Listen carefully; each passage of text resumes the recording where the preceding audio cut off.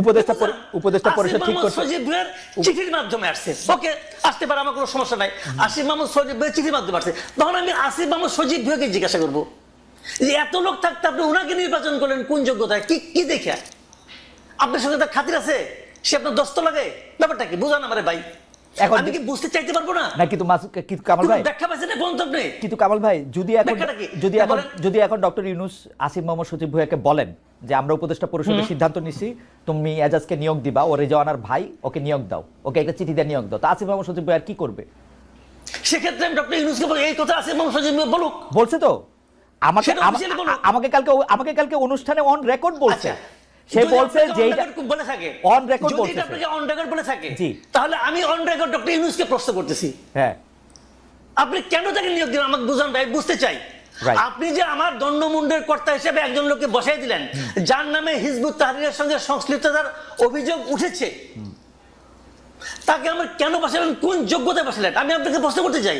Doctor Yunus তো প্রশ্নের ঊর্ধ্বে না, অফকোর্স পৃথিবীর কেউ প্রশ্নের ঊর্ধ্বে না। আমি প্রশ্ন করতে চাই একজন নাগরিক হিসেবে, এই প্রশ্নের জবাব যদি না দিতে পারেন তাহলে আমি ভাববো উনিও দুর্নীতি করছেন।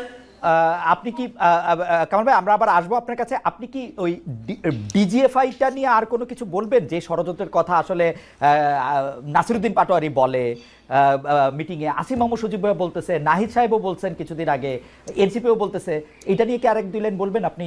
যে মানে এইটাকে আপনি আসলে কিভাবে দেখেন, যে সত্যি সত্যি কি এই এজেন্সিগুলি কারো বিরুদ্ধে কেউ এরকম করতেছে কিনা? এজেন্সিগুলি করতেছে না এটা আমি বলবো কিসের বিবেচনা? আমার হাতে তো কোনো তথ্য প্রমাণ নাই। আবার করতেও পারে, আবার করতে নাও পারে। এবং যদি করতে থাকে তাহলে এখনই করলো না আগে করে নাই, তাও আমি বলবো না। সমস্যাটা কি হয়েছে আমি বলি, যদি কিছু করে অথবা না করে, যখন কোনো একটা বিষয় আমার বিরুদ্ধে যায়, যখন কোনো একটা বিষয় আমাকে বিব্রত করে, তখন আমি কিন্তু একটা ভিলেন খুঁজে বেড়াই। এটা হলো আমাদের দেশের সাধারণ মানুষের মানসিকতা, আমারও মানসিকতা তাই। তখন আমি করে কি, যদি আমি নিজে দোষী হই, আমি কিন্তু আমার দিকে তাকাই না, আমার দিকে তাকানো উচিত যে আসলে কি এই জন্য আমি দায়ী। আমরা করে কি আমার দিকে তাকাই না, আমি একটা ভিলেন খুঁজে বেড়াই। যখন কোনো ভিলেন না পাই তখন একজনকে এমন এক লোকের নাম বলি অথবা এমন একটা সংস্থার নাম বলি যাকে আমি ক্রস চেক করতে পারবো না। ওকে ওকে, এটা খুবই ইন্টারেস্টিং কথা বলছেন কামাল ভাই। আমি আপনাকে এই জায়গায় একটু আপনার কাছ থেকে একটু জনাব হাদির কাছে একটু যাই। জনাব হাদি, একই প্রশ্ন, আমি প্রশ্নটাকে এরকম করতে চাই, আপনি কি আসলেই মনে করেন কিনা সরকারের ভিতরে একটা সরকার আছে এবং কারো বিরুদ্ধে ষড়যন্ত্র হতেছে, সেটার জন্য এজেন্সিকে কাজে লাগা হইতেছে, এবং এইটার জন্য এটা আপনি সরকার প্রধানকে, সরকার যারা চালাইতেছে তাদেরকে আপনি আসলে দায়ী করেন কিনা? আমি আসিফ মোহাম্মদ সজীব ভুঁইয়ার অবস্থা দেখেই বলতে চাই, চাঁদাবাজির জন্য যে গ্রেপ্তার, যিনি রিমান্ডে ছিল, তার একটা ভিডিও ফাঁস হয়েছে, সেই জায়গা ধরেও যদি আপনি একটু বলেন। জনাব হাদি। আসসালামু আলাইকুম, ঠিকানার দর্শকদেরকে শুভেচ্ছা। দেখেন, প্রথমত হলো আমাদের আলোচনাটা ওই যে উত্তরের সিটি কর্পোরেশনের মেয়র বা ওদিকে মোড় নিয়ে যাচ্ছিল, তো ব্যাপার হলো তাকে ডিফেন্ড করা বা কোনো কাজ আমাদের না। আমি শেষ থেকে একটু শুরু করি আপনার সাথে। যেমন ডিজিএফআই প্রশ্ন যেটা এসছে, এখন দেখেন এখানে একটা খুবই গুরুত্বপূর্ণ ব্যাপার হলো যে এজেন্সিগুলো রাষ্ট্রের অত্যন্ত গুরুত্বপূর্ণ পজিশনে থাকে, তাকে রাখতেও হয়, কিন্তু আমাদের জুলাইয়ের পরে যেটা কাজ ছিল যেগুলোকে প্রফেশনাল করে তোলা, আরো বেশি প্রফেশনাল করে তোলা। ফ্যাসিবাদ হাসিনা মিলে যেটা করেছিল, এই প্রফেশনাল প্রতিষ্ঠানগুলোকে শতভাগ আওয়ামী লীগের, সোজা কথা আপনি ধরেন নাজি বাহিনী তাদের যে ভিন্ন ভিন্ন এরকম সেগমেন্ট তৈরি করেছিল, এরকম এনএসআই, ডিজিএফআই রাষ্ট্রের সব থেকে গুরুত্বপূর্ণ অর্গানগুলোকে তাদের পার্টির পান্ডা বানিয়ে ফেলেছিল। তো এখন আমরা যেটা প্রত্যাশা করেছি যে তাদের ওই দীর্ঘ কালচার তারা পরিবর্তন করে, তারা প্রফেশনালি রিয়াক্ট করবে। আমি আপনাকে শুধু একটার সাথে ধরাই দিতে চাই, ধরেন এই যে 5ই আগস্ট ঘোষণাপত্রের দিন এনসিপির কিছু লোকজন কক্সবাজার গেল। আচ্ছা, এনসিপির যে লোকজন কক্সবাজারে গেল, এটাকে সঠিক হলো না ভুল হলো, এটা পলিটিক্যাল অন্য পার্টিগুলো ক্যাশ করবে, বিএনপি ক্যাশ করবে, জামাত ইসলামী ক্যাশ করবে, বলবে এরকম ঐতিহাসিক দিনে তারা কেন গেছে, তারা এই সিগনিফিকেন্স কেন বোঝে না। এইটা হলো পলিটিক্স, এই পলিটিক্সটা চলবে। কিন্তু এই যে হাসনাতরা বা সার্জিসরা বা তাসনিম যারা কোন হোটেলে আছেন, কোন হোটেল থেকে কোন হোটেলে আবার যাচ্ছেন, সেই তথ্যগুলো দেয়া এবং সাংবাদিকদেরকে সেখানে জানানো, এইটা কি এজেন্সির কাজ? আমরা এই প্রশ্নটা কেন করছি না? আমরা বারবার বলছি জনাব হাদি, আমি একটু আপনাকে আবার আপনি একটু যদি আমাকে একটু সময় দেন, আমি আবার একটু ব্যাকগ্রাউন্ডটা বলি। আপনি ডিজিএফআই এর প্রফেশনালিজমের কথা বলতেছিলেন।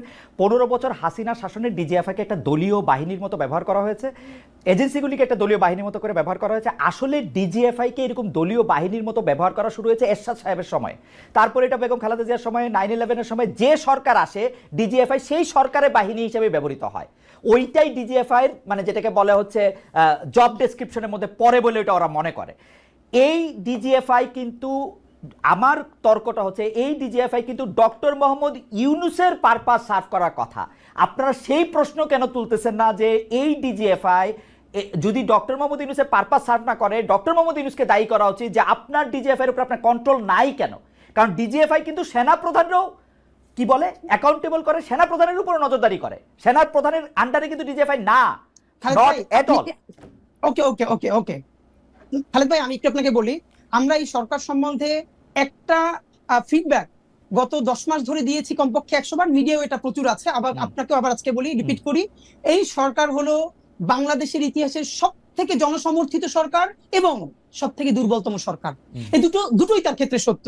সে সব থেকে জনসমর্থিত সরকার, গণ অভ্যুত্থানের সকল স্টেক তাকে বসিয়েছে, এবং সব থেকে দুর্বলতম সরকার এই অর্থে যে এখানে সে কন্ট্রোল নিতে পারে না। ব্যাপার হলো এটা, এই যে কন্ট্রোল নিতে কেন পারলো না, এটা নিয়ে দীর্ঘ আলাপ আছে, কিন্তু এখানে একটা দেখেন ডক্টর ইউনূসের সাথে আর ইন্টারিমেরও যে একটা ভিন্ন জায়গা আছে, এইটা আমরা কিন্তু অ্যাড্রেস করি।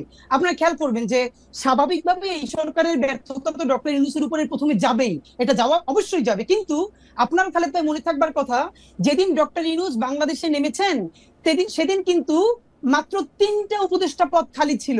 এর মানে আগের সকল উপদেষ্টা পদ সব রেডি, ডক্টর ইউনূস আসার পরে আর মাত্র 3টা পদ খালি ছিল। তখন আমরা ডক্টর ইউনূসকে বলছি যে আপনি তাহলে এখানে কারা কারা উপদেষ্টা আছে, এখানে বিএনপির লোকজন আছে, এখানে জামাতের আছে, এখানে জাসদের আছে, সমস্ত ঘরানা থেকে আছে। এটাকে আপনি হিয়ারসে বলতেছেন নাকি প্রামাণিক সাপেক্ষে বলতেছেন?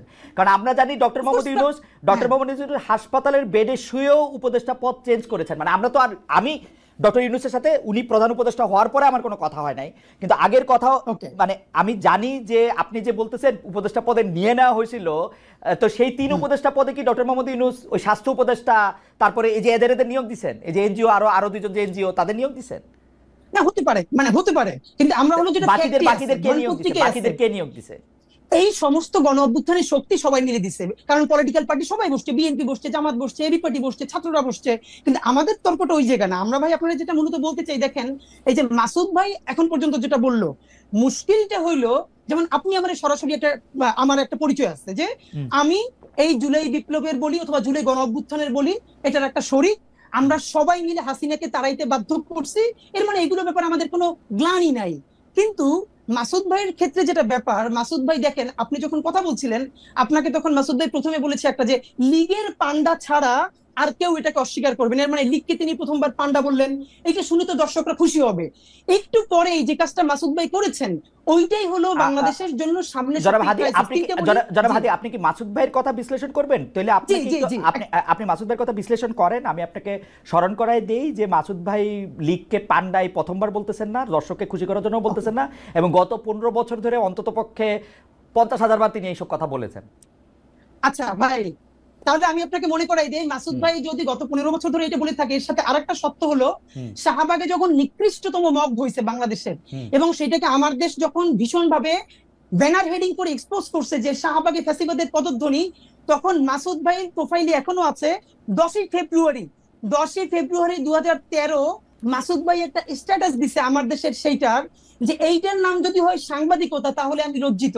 এর মানে যেই শাহবাগ বাংলাদেশের বিচার ব্যবস্থা ধ্বংস করছে, রাষ্ট্র ধ্বংস করছে, পুরো সিস্টেমকে কোলাপস করছে, সেইটাকে যে পত্রিকা এক্সপোজ করার পরে পত্রিকার সম্পাদক জেল খাটছে, মাথা তার উড়ে দিছে। কিন্তু আপনাকে আমি আরেকটু মানে একটা সেন্টিমেন্টাল জার্নি করাই। আমার দেশ পত্রিকা কিন্তু শাহবাগের এই আন্দোলনকে সমর্থন করেছে। আপনি 2013 সালের 6 ফেব্রুয়ারি, 7 ফেব্রুয়ারি, 8 ফেব্রুয়ারি পত্রিকা দেখেন। 9 ফেব্রুয়ারি বা 10 ফেব্রুয়ারি, আমার আপনার মতো এত শার্প ব্রেন না, কিন্তু 9 ফেব্রুয়ারি এসে তারা এটাকে প্রতিধ্বনি বলেছেন, ফেসিবাদের প্রতিধ্বনি হোক, যে প্রতিধ্বনি বলেছেন সেটা বলেছেন। এখন ঘটনা হইতেছে যে আমরা সাংবাদিকতা ছাত্র ভাই, আমরা কোনো একটা পত্রিকার রিপোর্টে যখন একটা অবজেক্টিভ জায়গা থেকে যখন একটা সাবজেক্টিভ জায়গা নেওয়া হয়, আমরা আমাদের প্রাইভেট ওয়ালে মাসুদ ভাই জবাব মাসুদ ভাই দিবেন, মাসুদ ভাই আমার থেকে, মানে আমি মাসুদ ভাই একদল করি এরকম ব্যাপারটা না, কিন্তু আমরা যখন কোনো কিছু সাবজেক্টিভ, মানে এটা আমাদের ট্রেনিং ভাই, কোনো কিছু যখন অবজেক্টিভ জিনিসটা যখন সাবজেক্টিভ হইতে দেখি, আমরা এটাকে প্রতিবাদ জানাবো। এবং আমরা কিন্তু প্রথম আলোর মন্তব্য প্রতিবেদনেরও প্রতিবাদ জানাতে দেখছি যখন এটা অবজেক্টিভিটির জায়গা থেকে সেটা সাবজেক্টিভিটিতে গেছে। একই ভাবে খালেদ ভাই, এই আলাপটা হলো পলিটিক্যাল কারেক্টনেসের জায়গা। মাসুদ ভাই তো শুধু সাংবাদিক না, মাসুদ ভাই মূলত যেটা করে এটা অ্যাক্টিভিজমই করে, এটা তো সমস্যা না। পৃথিবীর বহু বড় সাংবাদিকরা প্যারালালি সাংবাদিক এবং অ্যাক্টিভিস্ট, কোনো সমস্যা নাই। কিন্তু সমস্যা হলো মাসুদ ভাই যখন এই যে শাহবাগের প্রতিধ্বনি যখন আমার দেশ বলে এইটা যদি সাংবাদিকতা হয়, তাহলে মাসুদ ভাই যখন লজ্জা পায়, সেই মাসুদ ভাই এইমাত্র যেটা করলো, সে লিগকে পান্ডা পইলে পরের লাইনে বলতেছে যে আগের সরকারের চেয়ে ভালো চালাতে পারছে, এই সরকারের হাজারটা সমস্যা আছে আমরা বলবো, এই সরকারের দায়ও বাংলাদেশের সকল জনগণের চেয়ে যা যা পারবে না। কিন্তু আপনি কি এটাকে কোনোভাবে গত ফ্যাসিবাদী আমলের সাথে তুলনা করতে পারবেন? কেন তুলনা করলে কি হবে? আমি বলবো হাসিনা ফেসিবাদী সরকার ছিল, কিন্তু এই সরকার ফেসিবাদী না, কিন্তু হাসিনার চেয়ে অর্থনৈতিক বা রাজনৈতিকভাবে ভালো চালাইছে কি খারাপ চালাইছে। আমি যদি দেখি হাদি, আপনি আমাকে বলেন, কালকে আসিফ মাহমুদ সজীব ভুঁইয়া আমার অনুষ্ঠানে এসে বলছে যে এই সরকারের ভিতরে সরকার তার বিরুদ্ধে ষড়যন্ত্র করতেছে, এটাকে আমি কি বলবো? ভালো বলবো?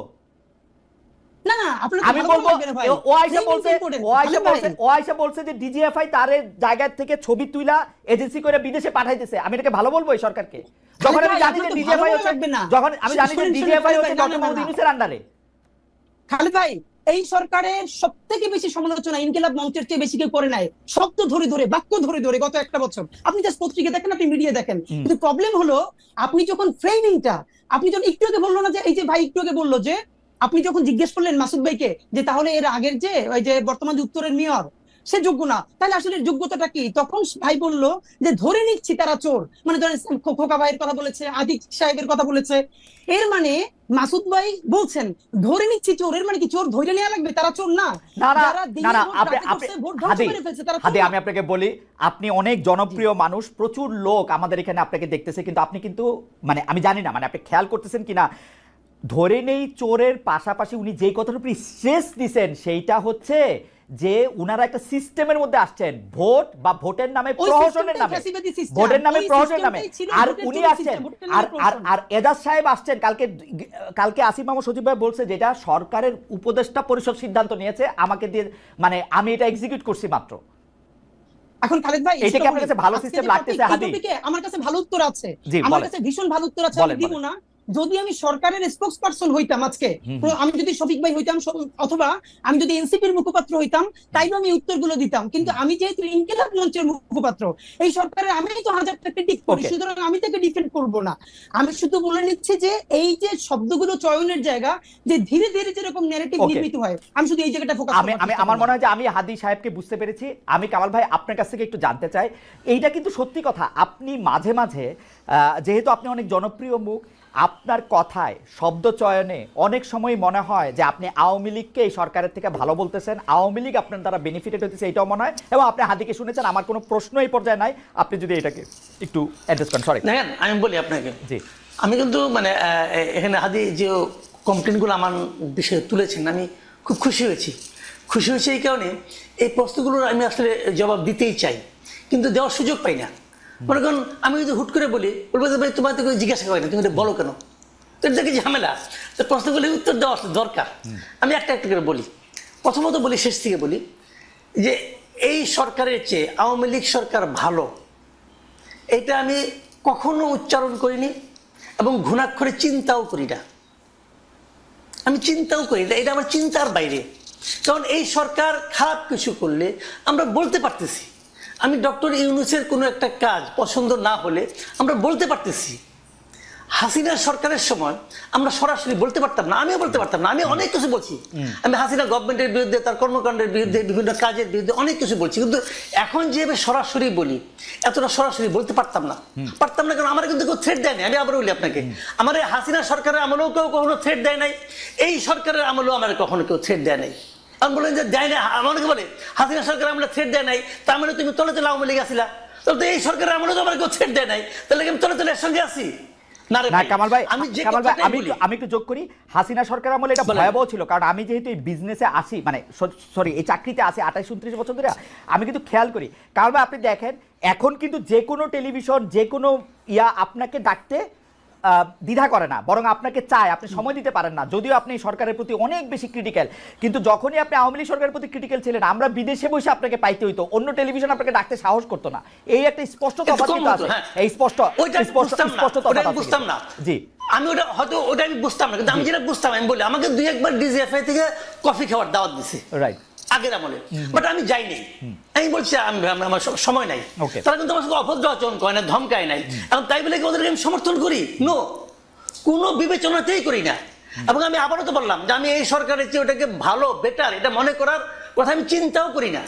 কারণ ওই সরকারে এত এত সমস্ত লোক ছিলেন, সরকার খোদ সরকার প্রধান থেকে শুরু করে শেখ হাসিনা সম্পর্কে আমি যে সমস্ত কথাবার্তা বলেছি, হাদি হয়তো ভুলে গেছে, হয়তো অন্য কিছু নিয়ে ব্যস্ত ছিল, আমার মতো ক্ষুদ্র মানুষের কথা তার খেয়াল করার দরকার নাই। কিন্তু আমি আবারও বলি যে আমি কখনোই তাদেরকে, মানে আমি মনে করি বাংলাদেশের সবচেয়ে বড় ক্ষতিটা শেখ হাসিনা এবং তার আশেপাশের লোকজন করে দিয়ে গেছেন ভাই।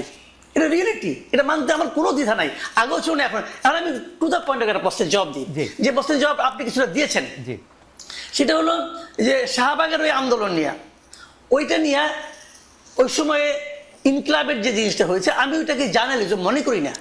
না, ইয়াতে আমার দেশ পত্রিকায় আমি মনে করি, আমার দেশ, সরি ইনকলাব তো আমার দেশের, ওটাকে আমি জার্নালিজম এখনো মনে করি না। আমি মনে করি অ্যাক্টিভিজম এবং জার্নালিজম দুটো ডিফারেন্ট জিনিস, টোটালি পার্থক্য, মানে আলাদা জিনিস একটা। উনি যেটা করেছেন, মাহমুদুর রহমান সাহেব, উনি আসলে সাংবাদিক না তো ভাই, এটা বলে লাভ নাই। আমার একটা প্রশ্ন আছে, কারণ ভাই আপনি আমার দেশের মাহমুদুর রহমান সাহেবের জার্নালিজমকে জার্নালিজম মনে করলেন না, কিন্তু 10 বছর ধরে আমাদের অন্যান্য পত্রপত্রিকা বা সাংবাদিকরা যা করছে তা কি জার্নালিজম ছিল?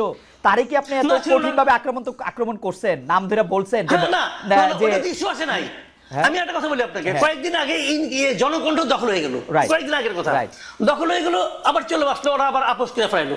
জনকণ্ঠ যখন দখল হলো, আমি দখল হওয়াটাকে কিন্তু আমি সমালোচনা করেছি। আমার পাশাপাশি আমি এটাও বলেছি যে শামীমা খান কিভাবে জনকণ্ঠের সম্পাদক হয়েছেন এটা আমি বুঝতে পারি না, কারণ আমি জনকণ্ঠে সাংবাদিকতা করেছি টানা 12 বছর। কিন্তু কামাল ভাই, এবং শামীমা এখানে একদিনের জন্য ওখানে আসেন নাই, কিন্তু কামাল ভাই হাজবেন্ড মারা যাওয়ার পরে উনি সম্পাদক হন কিভাবে? কিন্তু কামাল ভাই, আমি বুঝি না, কামাল ভাই এটা বলতে পারবো না। কামাল ভাই, আতিকুল্লাহ খান মাসুদ কিভাবে সম্পাদক হয়েছেন, জনকণ্ঠের সম্পাদক, সেই প্রশ্ন তো আপনি তুলেন নাই। মাহমুদুর রহমান সাহেবের যে যোগ্যতা আছে, আতিকুল্লাহ খান মাসুদ তুলেছি, আমি বলি আপনাকে, ওটা আমি তুলেছি, কেন তুলবো না? ওইটা আমি বলি, ওটা আমার একটা লেখা আছে ভাই, আমি রিপোর্টার্স ভয়েস যেটা আছে, সেই ডিআরইউ ম্যাগাজিন বের হয়, ওখানে আমি স্পষ্ট করে লিখেছি যে উনি কিভাবে সম্পাদক হলেন, মালিক হিসেবে সম্পাদক হলেন, সবাই তারা মানিয়ে নিছে, তখন আমি জুনিয়র রিপোর্টার, আমি মানিয়ে নিছি, বলেছি আমি ওখানে, এটা কেন বলবো না? বাংলাদেশে তো সবাই, বাংলাদেশে তো সবাই মালিক সম্পাদক। আনার হোসেন মঞ্জু কিভাবে সম্পাদক হলেন ইত্তেফাকের? আচ্ছা, এখানে একটা কথা আছে, কথাটা হলে গেলাম বলি আপনাকে, শাহাবুদ্দিন সাহেবের আইনটা করার আগ পর্যন্ত তো সম্পাদক হইতে কোনো বাধা ছিল না, ওটা তারা আইনগতভাবে পারতো। পরবর্তীতে আইনটা অন্যরকম কঠিন হয়েছে, সেই কঠিনে এখন কি হয়, এখন সাংবাদিক হতে হলে ওনারা একটা বাইপাস করে একটা মানে সার্টিফিকেট ম্যানেজ করে কোন একটা আন্ডারগ্রাউন্ড পত্রিকা থেকে, যে এই পত্রিকা উনি এত বছর ধরে সাংবাদিকতা করতেছেন, অতএব উনি সম্পাদক হতে পারবেন, এটা ম্যানেজ করে নেয় তারা সবাই, এবং আমার ধারণা তারা এইভাবেই সম্পাদক হয়েছেন। তবে আমি যেটা বলছিলাম যে তখন ওই মূল পয়েন্ট আসে, তাহলে আবার পরে আবার জবাব দেওয়ার সময় পাবো না, পরে প্রসঙ্গ উঠবেও না। এটা হলো আমার দেশের ওই হেডলাইন, ওই নিউজটা আমি পড়েছি ভাই, ওইটাতে যেটা ছিল দ্যাট ওয়াজ নট জার্নালিজম, কথা পরিষ্কার। ওই উনি যে প্রেডিক্ট করেছেন, উনি যেভাবে লিখেছেন, ওইটা ছিল অ্যাক্টিভিজম, এবং ওই activism maybe right, maybe not right, সেটা অন্য হিসাব, ওই আলোচনা আমি যাচ্ছি না, কিন্তু ওটা জার্নালিজম না। আমি সেটাই বলেছি যে এটা যদি সাংবাদিকতা হয় তাহলে ভাই আমার অবজারভেশন এটা, আমি কিন্তু আমার ওখান থেকে, কামাল ভাই সাংবাদিকতা তো পৃথিবীতে বহু রকম, আপনি একরকম সাংবাদিক, আমি দুজন ক্লাসেই পড়ছি যেটা বহু রকম আছে, আপনি এটা সাংবাদিকতা না এটা কেমনে বলবেন মাসুদ ভাই? না, আমি এখনো যেটা, অনেক সাংবাদিকতার ধরন আছে, অনেক সাংবাদিকতার স্কুল আছে, এক এক স্কুলিং এক এক রকম, কোনো সমস্যা নাই। আমি তো আমার স্কুলিংটা নিয়ে বলবো, আমি যেভাবে শিখেছি, আমি যেভাবে ভেবেছি, আমার ভাবনার সঙ্গে যায় না, অতএব আমি বলছি না। কিন্তু কামাল ভাই, আপনি যদি এই আপনার লিটমাস পেপারে ঘষেন, তাহলে আমেরিকার অর্ধেক টেলিভিশন বাদ পড়ে যাবে, অর্ধেক নিউজ পেপার বাদ পড়ে যাবে, লন্ডনের অর্ধেক নিউজ পেপার বাদ পড়ে যাবে, ভারতে তো টিকবেই অল্প কয়টা। আমি এমনকি আমি ভারতের সবচেয়ে জনপ্রিয় পত্রিকা যেটা বাংলায়, আনন্দবাজার, ওটাকে আমি সাংবাদিকতা মনে করি না, কারণ আমি মনে করার অধিকার, আমার নিজস্ব মতামত আমি কি আমার ফেসবুকে দিতে পারবো না? ওকে, আপনি কি আরেকটু বলবেন? আবার একটু হাদির কাছে যাইতাম। হাদির, আপনি কি আরেকটু বলবেন, বা নাকি আপনি এই এখন একটু জনাব হাদির কাছে যাই। জনাব হাদি, আপনি তো বলবেনই, কিন্তু আমি আপনার কথা একটু উদ্ধৃত করি। আমি আপনাকে অনেক লক্ষ্য করি, আপনার বক্তব্যের মধ্যে অনেক ডিরেক্টনেস থাকে। আমি আপনাকে একটু কোট করি হাদি। আপনি বলছেন যে যাদের অ্যান্ড্রয়েড ফোন কেনার সামর্থ্য ছিল না তাদের হাতে এখন আইফোন। এটা কাদের উদ্দেশ্যে দিয়েছেন? মানে এটা কি, মানে এই বক্তব্যকে এনসিপির কারো গায়ে লাগতে পারে? মানে প্রায় একই সময় জনাব মাহফুজ আলমও একটা স্ট্যাটাস দিয়েছিলেন, পরে যেটা আবার তিনি কারেক্ট করেছেন যে কেউ যখন একা, মানে তিনি ইঙ্গিত করেছিলেন নতুন একটি রাজনৈতিক দল যদি দেখে যে এর মধ্যে অনেকেই দুর্নীতির সাথে জড়িত, একজন যদি না করে, তাহলে এইটা কি আপনি একটু বলবেন? এই আর্থিক অভিযোগ, আন্দোলনের বিভিন্ন ধরনের সমন্বয়ক বা সদস্যদের বিরুদ্ধে অনেক আর্থিক অভিযোগ যে রয়েছে, সেটা সম্পর্কে আপনার অবজারভেশনটাকে একটু আপনি বলবেন। যেহেতু ইনকিলাব মঞ্চ, আমি বলছি ভাই, বলছি ইনকিলাব মঞ্চ প্রেসার গ্রুপ হিসেবে, জি হ্যাঁ শিওর শিওর। এইটা আমি যেই প্রোগ্রামে বলেছিলাম যে যাদের হাতে অ্যান্ড্রয়েড ফোন মানে থাকতে কষ্ট হয়েছে, এখন আইফোন টি শার্ট দামি, এই মঞ্চে দুইজন উপদেষ্টাও ছিলেন, কিন্তু প্রোগ্রামটা ছিল মূলত ওসমানী স্মৃতি মিলনায়তনে প্রায় 1000-এর মতো বাংলাদেশের জুলাই আহত যোদ্ধা, যাদের একদম অনেকের চোখ নাই, হাত নাই, দেখলেই বুঝে যায় সারা দেশ থেকে ওনারা এসেছিলেন। তো স্বাভাবিকভাবে এখানে অনেকে আমন্ত্রিত ছিলেন সব রাজনৈতিক দল থেকে, কিন্তু এখানে বক্তৃতার স্পিরিটটা ছিল যে বিএনপি বলি, জামাত ইসলামী বলি, অপরাপর অন্যান্য দল বলি, তাদের ব্যাপারে যে বিভিন্ন অভিযোগ, এই অভিযোগগুলো মানুষ মানে নতুন না বলেই মানুষ একটা গণ অভ্যুত্থানের মুখদেরকে পছন্দ করেছে। এখন ধরেন বাংলাদেশের সমস্যাটা হলো গণ অভ্যুত্থানের একমাত্র মুখ মনে করা হয় এনসিপি কে। না রে ভাই, এনসিপি ছাড়াও যারা এনসিপি তে যোগ দেয় নেয়, এরকম আরো অনেকগুলো স্টেক হোল্ডার আছে যারা পলিটিক্স করতেছে না, সরাসরি পার্টিতে জয়েন করে না, কিন্তু গণ অভ্যুত্থানের বিশাল শক্তি। তো আমরা যেটা স্পষ্ট করে বলি যে যেই ছেলেটা যেই মেয়েটা আন্দোলনের প্রধান মুখ ছিল বা ছোট করেও ছিল, তাদের যদি ছোট নৈতিক পদস্খলন ঘটে, এটা আমাদের রক্তক্ষরণ হয়। এর কারণ হলে মানে কি, আমরা এটা বলেছি বিএনপি চাঁদাবাজি করতে পারবে, জামাত করতে পারবে, বা অন্যান্যরা করলে সমস্যা নাই, তোমরা করলে সমস্যা না, এটা আমরা স্পেসিফিকলি শুধু এনসিপি কেও বলি নাই। আমরা বলেছি যে মুখগুলোর দিকে তাকিয়ে বাংলাদেশে, ভাই আমি এখন আপনার সাথে যেখানে শো করছি, এই সামনের রাস্তায় আমি 8-এর বাচ্চার জানাজা পড়েছি, এই জুলাই সময় 8-এর বাচ্চার জানাজা পড়েছি। তো বাবা মা ভাই বোন মিলে পরিবার নিয়ে যারা রাজপথে নেমেছে বুলেটের সামনে, এই মুখগুলোর জন্য, এই মুখগুলো যদি কোনোভাবে সামান্য নৈতিক পদস্খলন ঘটে, মানুষের হৃদয়ে রক্তক্ষরণ হয়। সুতরাং আমার জুলাইয়ের আহত ভাইদেরকে অ্যাড্রেস করে বলেছি, ইনক্লুডিং মি, আমাকেও বলেছি যে আমরা কোনোভাবে করাপ্টেড হতে পারবো না, তাতে বিএনপি হোক, জামাত ইসলামী হোক, যে যা হোক, ইভেন যদি এনসিপি হোক। করাপ্টেড হতে পারবো না, এটা তো একটা পায়াস উইশ, কিন্তু আপনি তো অলরেডি করাপশনের একটা এলিগেশন দিবেন। কারণ অ্যান্ড্রয়েড ফোনের দাম আমরা গড়ে ধরে নিতে পারি 20-25 হাজার টাকা, আইফোনের দাম হচ্ছে 2-2.5 লাখ টাকা, 1.5 লাখ টাকা এক এক হিসাবে। আপনি তো অলরেডি একটা এলিগেশন দিবেন যে আইফোনের মালিক হয়ে গেছে, এটা আপনি কাদের দিবেন? আচ্ছা, এইটা হলো আমি স্পষ্ট, প্রথমত হলো মিডিয়ার ক্ষেত্রে হলো খালেদ ভাইয়ের কাজ হইলো তিনি এইটার ভিন্ন ইনভেস্টিগেশন করবেন। কিন্তু আমি আমাদের কিছু ছোট ভাইদেরকে দেখি যে যারা নতুন বাইক চালায়, টি শার্টটা দামি, অথবা হাতে একটা, তো আমাকে অনেকে ফোন করে বলছে ভাই আইফোন কিনলেই তো সবাই নতুন কিনে না, পুরনোও কেনা যায়, 30-40 হাজার টাকা পুরনো কেনা যায়। ভালো, আমি জানলাম, কিন্তু ফ্যাক্ট হলো মিডিয়ার কাজ হলো এইটা যে যারা কেউ গণ অভ্যুত্থানের স্পিরিটকে বিক্রি করে দিয়ে যদি কেউ এই আর্থিকভাবে লাভবান হয়, তাদের বিরুদ্ধে মিডিয়া ধরবে, বাংলাদেশের মানুষের জনগণ ধরবে, আমরা যেরকম ধরতেছি, এই স্পিরিটটাই তো আমরা চাই। কিন্তু ভাই আমি আপনার একটু রেসপন্স করতে চাই। ভাই যেখানে কয়েকটা কথা বললেন, এটা আমি পরে বলে যাবো। এক নম্বরে হলো ভাই যেটা বললেন যে মাহমুদুর রহমান সাংবাদিক না, আমি খালেদ ভাইয়ের কাছে বিনীতভাবে জানতে চাই, মাসুদ কামাল ভাইয়ের কাছে জানতে চাই, বাংলাদেশের যে সাংবাদিকতার নীতি নৈতিকতা আছে বা নীতিমালা নিশ্চয়ই আছে, পিআইবি আছে, প্রেস ক্লাব আছে, আর অন্যান্য যে মিডিয়া আছে, মানে প্রতিষ্ঠান আছে, এইখানে এক্স্যাক্টলি এই সাংবাদিক হয়ে ওঠার যে নিয়ম, এইখানে কি কি নীতিমালা আছে, যে নীতিমালা মাহমুদুর রহমান ভায়োলেট করে আমার দেশের সম্পাদক হয়েছেন। নাম্বার 2, মাহমুদুর রহমান আমার দেশের সম্পাদক হওয়ার বহুদিন আগে থেকে বিবিসি বাংলার সাবেক বড় সাংবাদিক এবং বাংলাদেশের প্রতিষ্ঠিত সাংবাদিক আতাউস সামাদের মতো মানুষ, যিনি আমার দেশের দীর্ঘদিন উপদেষ্টা সম্পাদক ছিলেন, তার পাশে বসে বসে কাজ শিখেছেন। নাম্বার 3, আমার দেশ তিনি কোনোদিন দখল করেন নাই, তাকে সবাই মিলে আমার দেশ দিয়েছে যে প্লিজ আপনি চালান, পত্রিকাটা বন্ধ হয়ে গেছে। নাম্বার 4, খালেদ, এখানে খালেদ ভাই আপনাকে একটা বলা দরকার, মাসুদ ভাই যেটা বলেছেন যে এই কথাটা মিলে গেছে আওয়ামী লীগের অ্যাপিলেট ডিভিশনের বিচারপতিদের মতো। কিরকম? শফিক রেহমান বর্তমান যে অ্যাপিলেট ডিভিশন আগে ছিল, তাদের বিরুদ্ধে একদম স্পষ্ট একটা অভিযোগে কলাম লিখেছিলেন, আমার দেশ চেপেছিল। শফিক রেহমান এবং মাহমুদুর রহমানকে হাইকোর্ট নিয়ে ঘন্টার পর ঘন্টা দাঁড়িয়ে রেখেছে, বলেছে ট্রুথ ইজ নো ডিফেন্স। সেইটার পরে আমার দেশকে সম্পাদককে বলতেছে বাই চান্স এডিটর। এর মানে অ্যাপিলেট ডিভিশনের যে আওয়ামী লেসপেন্সাররা ছিল তারা মাহমুদুর রহমানকে আচ্ছা জনাব হাদি আপনি মানে কি মাহমুদুর রহমান জনাব হাদি আমরা আসলে অনেকগুলি বিষয় নিয়ে আলোচনা করবো, আপনি এই বিষয়টা নিয়ে স্পেসিফিক কথা বলেছেন, মাসুদ কামাল ভাই এটা একটু বলুক, এটা একটু বলি, আর আপনি যে এটা কথা বলতেছেন যে ট্রুথ একটা কথা আমি একটু ভাইকে শাহবাগে বলতে চাই প্লিজ, একটা কথা। একটা সেটা হচ্ছে, আর একটা ব্যাপার হলো, হ্যাঁ ভাইয়ের যে এথিক্স, মাসুদ কামাল ভাইয়ের মনে হইলো যে ওইটা অ্যাক্টিভিজম হয়েছে, সাংবাদিকতা হয় নাই। তো আমার পরবর্তীতে কথা হলো, এরপর যে শাহবাগে রাষ্ট্রদ্রোহিত হইলো, দিনের পরে দিন তারা পতাকা উড়াইতেছে, সরকারি অফিস বন্ধ রাখতেছে, নিকৃষ্টতম মব করতেছে, ঠিক মাসুদ কামাল ভাইয়ের টাইমলাইনে পুরো শাহবাগের মব সন্ত্রাসের সময় কয়দিন তিনি সেইটার সমালোচনা করছেন? মাত্র 50 জন লোক ছিল, আমি সামনে সাক্ষী, সেইটার 500 লোক কইরা পত্রিকা দেখাইছে। তো সেইটা কি সমালোচনা করছে? কামাল ভাই এটা আপনি একটু যদি অ্যাড্রেস করেন, একটু সংক্ষেপে যদি আপনি অ্যাড্রেস করেন। দুইটা প্রশ্ন, এক হচ্ছে মাহমুদুর রহমান সাহেব কোন নীতিমালা ভঙ্গ করেছেন সেটা একটা সম্পাদক হতে গিয়ে যে আপনি সাংবাদিক মনে করছেন, আর দুই হচ্ছে যে আপনি শাহবাগ যেটা মব সন্ত্রাস বলছেন সেইটার ক্ষেত্রে আপনি কি বলেছেন? মানে বিষয়টা হলো কি, উনি একজন সিনিয়র মানুষ, উনি আগে সরকারের আমলে মানে বিএনপি গভর্নমেন্টের আমলে উপদেষ্টাও ছিলেন, কিন্তু জ্বালানি বিষয়ে উপদেষ্টা ছিলেন। রাইট, বিনিয়োগ বোর্ডে। হ্যাঁ, আমি তখন আমার দেশে ছিলাম, আমি তো আমার দেশে চাকরি করছি ভাই। আমার দেশের শুরুটা তো হয়েছে আমাদের হাত দিয়ে, যারা আমার দেশ শুরু করেছে তাদের মধ্যে আমি একজন। আমার দেশে আমি 3 বছরের উপরে চাকরি করেছি। আমি চলে যাওয়ার পর এখানে জামাতের কিছু মালিকানা ঢুকলো, এবং তারপর আমার দেশে মাহমুদুর রহমান সাহেব আসতেন। আতাউর সামাদ স্যার উনি আমার টিচার, এবং ওনার সঙ্গে বসে আমিও কাজ করেছি, কাজে এটা নিয়ে কোনো আপত্তি নাই। বাট একটা জিনিস হলো কি, আমার দেশের সম্পাদক হওয়ার আগ পর্যন্ত আমি জানতাম না যে মাহমুদুর রহমান সাহেব সাংবাদিকতা করেছেন।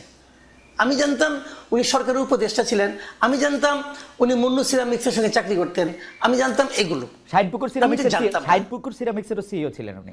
সরি, মুন্নু সিরামিক্স না, শাহিনপুকুর ছিলেন, মুন্নুরও ছিলেন। উনি মুন্নু সিরামিক্সের তো মালিকের মেয়ের জামাই।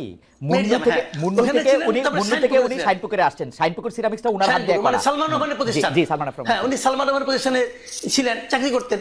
তো তারপরে সরকারের উপদেষ্টা হয়েছিলেন। তো এর মধ্যে উনি সাংবাদিকতা কবে করেছিলেন আমি জানি না ভাই, হাদি জানতে পারে। আর আতাউর সামাদ যার পাশে বসে করেছে, আতাউর সামাদের পাশে বসে আমরা কাজ করেছি, আতাউর সামাদের আমি ক্লাসও করেছি ভাই, বিভিন্ন রকম, যাক সেটা অন্য হিসাব। তো হতে পারে, তারপরেও হতে পারে, মালিক হলে অনেকে হয়ে যায়, তো সেটা হতে পারে, মানতে পারে, অনেকে মানতেও পারে। বাট আমার কাছে ওনাকে আমি এইভাবেই মূল্যায়ন করি। রাইট, আমি মনে করি উনি পেশাদার সাংবাদিক ছিলেন না আগে কোনোদিন, পেশাদার সাংবাদিক নয়, একবারে সম্পাদক হয়েছেন। বাট এটা আমার পছন্দ না, আমি কি করবো ভাই? আচ্ছা, এটা গেল একটা। আপনি অন্য অন্যায়ের বিরুদ্ধে প্রতিবাদ করেছেন কিনা? শাহবাগে একটা রাষ্ট্রদ্রোহিতা হয়েছে, সেটার বিরুদ্ধে প্রতিবাদ করেছেন কিনা? আপনার ফেসবুক স্ট্যাটাস দিয়েছেন। মানে রাষ্ট্রদ্রোহিতাটা কখন? মানে ওই সময় যেটা হয়েছিল ওইটা, যখন হচ্ছে আইন চেঞ্জ করে আবার একটা ফাঁসির। আচ্ছা, আমি এটা বলি, ওই সময় আমি একটা কথা একবার একটা আর্টিকেল লিখেছিলাম এক জায়গায়। সেই আর্টিকেলটা কি আমি একটু আপনাদের বলি। আমি বললাম যে শাহবাগে যে এই যে এত লোক ওখানে আন্দোলন করতেছে, আন্দোলনটা কেন? আন্দোলনটা হলো কাদের মোল্লার বিরুদ্ধে একটা রায় যেটা হয়েছে, সেই রায়ের আপত্তি। রায়টা কে দিয়েছে? একজন বিচারক দিয়েছে। তাহলে ভুলটা করলে কে করছে? কাদের মোল্লা করছে না ওই বিচারক করছে? বিচারক করছে, অবশ্যই ওই বিচারক করছে। ওই বিচারকটা কে? কেউ নাম জানে? আমি এই প্রশ্নটা করেছিলাম। এই যে এখানে এত লোক আছে, তারা তো ওই বিচারকের বিরুদ্ধে স্লোগান দিচ্ছে না। ভাই শুনেন, আমি কোনো পলিটিক্স করি না, 1 নাম্বার। আমি কোনো দল করি না, কোনো দলের প্রতি আমার কোনো অনুরাগ কিংবা বিরাগ নাই। আমি সাংবাদিকের দৃষ্টি থেকে দেখি, আমার কাছে মনে হয়েছিল ওই যে লোকগুলি জমায়েত, ওই যে মানে হাজার হাজার লোক জমায়েত হয়েছিল দীর্ঘদিন, ওই লোকগুলো একটা ঘোরের মধ্যে ছিল। তাদেরকে ঘোরের মধ্যে রাখা হয়েছিল। এই কারণে যে যদি আপনারা আন্দোলন করতেন, আন্দোলন তো স্লোগানটা ওঠা কথা ছিল বিচারকের বিরুদ্ধে, সেই রায়টা কেন দিল? আমার মনে হয় কামাল ভাইয়ের পয়েন্ট তুলে ধরেছেন। আমরা একটু জনাব হাদির কাছে আসি। জনাব হাদি, আমরা একটু দর্শকদের কাছে প্রশ্ন করেছিলাম যে রাজনৈতিক দলগুলো জাতীয় ঐক্য ধরে রাখতে না পারলে আরেকটি ১-১১ আসবে, বলেছিলেন এনসিপির আহ্বায়ক নাহিদ ইসলাম। প্রিয় দর্শক, এই আশঙ্কা সঠিক বলে মনে করেন কিনা? শতকরা ৮০% দর্শক এটাকে সঠিক মনে করছেন, শতকরা ২০% মনে করছেন এটা সঠিক নয়। আমি এই প্রসঙ্গে আসার আগে আমি একটু জনাব হাদি আপনার কাছে একটু আসতে চাই যে গত ১ বছরে মিছিলে, মিটিংয়ে, সভায় গালিগালাজের ব্যবহার দেখা যাচ্ছে, ব্যবহারের রাজনীতি দেখা যাচ্ছে। এই গালিগালাজকে খুব স্বাভাবিক করা হচ্ছে, এক ধরনের মবকে চালানো, করা। এবং যখন এটি নিয়ে প্রশ্ন করা হচ্ছে, অনেকেই বলছেন যে মব তো আরও অনেক আগে থেকে হচ্ছে, এটা তো নতুন না। কিন্তু নতুন না হোক, আমরা নতুন বন্দোবস্তের কথা শুনেছি, সেই জায়গা থেকে যদি আপনি একটু বলেন। আরেকটা কথা, এই প্রশ্নগুলি আপনি যদি একটু ছোট ছোট করে একটু যদি বলেন যে জুলাই যোদ্ধাদের ব্যাপারে আপনি কিন্তু খুবই সরব, আপনি আবারও বলতেছিলেন, কিন্তু জুলাই যোদ্ধাদের যারা আহত রয়েছেন, নিহত রয়েছেন, তাদের প্রতি যে সঠিক সম্মান বা সম্মানীর ব্যবহারটা সরকার করতে পারলো না, এর জন্য আপনি আসলে কারে দায়ী করেন? এইটার জন্য তো আসলে কোনো ভিতরে ষড়যন্ত্র, ডিজিএফআই এর কোনো কিছুই দরকার নাই। ডক্টর ইউনূস এবং তার উপদেষ্টা পরিষদের সিদ্ধান্তই যথেষ্ট ছিল, এবং এগুলি ইজি, মানে আমাদের চোখের সামনে হয়েছে, রেকর্ডেড আছে, এগুলি ইজি ছিল। এর জন্য আপনি কাকে দায়ী করেন? আর এই যে গালিগালাজ, মব, এই বিভিন্ন জায়গায় আইন নিজের হাতে তুলে নেওয়া, এই জায়গাগুলিকে আপনি আসলে কিভাবে দেখেন জনাব হাদি? ওকে ভাই, ব্যাপার হলো যেটা ওই 1 মিনিটে বলে রাখা, ভাই যেটা বললেন ওই মাহমুদ ভাইয়ের আর প্রশ্ন নাই সামনে বলি। পৃথিবীতে এরকম 1 ঘন্টা আলাপ করা যাবে যে অসংখ্য বড় বড় মিডিয়া হাউস আছে যার প্রধান সম্পাদক অন্য প্রফেশনে ছিলেন, তারপরে সেখানে এসে নিজেকে প্রতিষ্ঠিত করেছেন নিজের যোগ্যতায়। এটা হলো একটা ব্যাপার। নাম্বার 2, দ্বিতীয় প্রশ্নটা আমি ভাই আপনাকে যেটা কাইন্ডলি একটু বলি যে আপনি যেটা বলছিলেন যে গত যে অ্যাক্টিভিজমের জায়গা থেকে এই যে জুলাই যোদ্ধা বলি, জুলাইয়ের শহীদ বলি, আহত বলি, তাদের ব্যাপারে সরকারের দেখেন কমপক্ষে 1000-এর বেশি অন স্ক্রিন বলেছি, আমাদের কাছে রেকর্ড আছে। এই সরকারের এখন পর্যন্ত সব থেকে যে বড় ব্যর্থতা, যেই গণ অভ্যুত্থানের স্পিরিট, যেই শহীদদের রক্তের মধ্য দিয়ে তার ম্যান্ডেট হয়েছে, সে তাদের প্রতি সুবিচার করতে পারে নাই। প্রথমত কি পারে নাই, এই যে এতগুলো শহীদ আপনি খেয়াল করেন, এখন পর্যন্ত কি আপনি বলতে পারবেন সেন্ট্রাল ডেটাবেজে ঢুকে প্রত্যেক শহীদের বাড়ি কোথায়, তার অবস্থা কি, তাকে কিভাবে পুনর্বাসিত করা হয়েছে, এর কি ন্যাশনাল একটা ডেটাবেজ? 1000 বার বলেছি, বিদেশি প্রবাসী অনেক ভাইয়েরা তাদেরকে সাহায্য করতে চায়, ঠিক কিভাবে করবে? সরকারের একটা জাতীয় ডেটাবেজ থাকবে, অমুক শহীদ এই কয়জন পরিবারের সদস্য মারা গেছে এবং তার পরিবারের এই অবস্থাটাকে পুনর্বাসন করতে পারে না। হাদি জাস্ট ছোট করে বলি, এই ব্যর্থতার কথা আপনি অনেকবার বলেছেন, আপনার মুখে আমি অনেকবার শুনেছি। আপনি যদি কারণটা বলতেন যে সরকার এটা করবে না কেন, সরকার তো ওইটাই সরকারি ক্যাপিটাল। এক্স্যাক্টলি দুইটা কারণ। কি কারণে করে? কারণ ভাই দুইটা। কি কারণে করে? হ্যাঁ, নাম্বার 1, এই উপদেষ্টাদের মধ্যে একমাত্র 2-3 জন ছাড়া আর কোন উপদেষ্টা নাই যারা হাসিনার ফ্যাসিবাদী আমলে ভীষণভাবে নির্যাতিত হয়েছে। এই উপদেষ্টাদের মধ্যে এমন কোন উপদেষ্টা নাই যে এই জুলাইয়ে তার সন্তান হারাইছে বা নিজের চোখ হারাইছে। একমাত্র প্রফেসর ইউনূস 10 তলা হাসিনা বাবাইছে তারে, এই কয়েকটা কষ্ট তার আছে। আদিলুর রহমান শুক্রবাই জেল খেটেছেন। এছাড়া 2 একজনের বিরুদ্ধে ভিন্ন ভিন্ন, বন্যা আপা, রেজওয়ানা চৌধুরী আপা, ওনার হাজবেন্ডকে গুম করা হয়েছিল। এছাড়া বিভিন্ন এম্বাসি থেকে, বিভিন্ন পলিটিক্যাল স্টেক থেকে, যেভাবে হোক, এটা তো আমাদের কালেকটিভ ব্যর্থতা। আমরা বিপ্লবী যেভাবে হোক এটা হয়ে গেছে। জুলাইতে চোখের সামনে একটা ছেলে মারা গেছে, চোখের সামনে একটা ছেলে চোখে গুলি খায় বেডে কাটাইতেছে, এইটাতে সরকারের পক্ষ থেকে টাকা বা অন্য ব্যবস্থা নেওয়ার জন্য আমাকে নির্যাতিত হইতে হবে কেন? আমি তো সাধারণ মানুষ হিসাবে, সন্তান আহত হইলে, হ্যাঁ সন্তান আহত, সাধারণ মানুষ হিসেবেই তার পাশে গিয়ে দাঁড়াবো।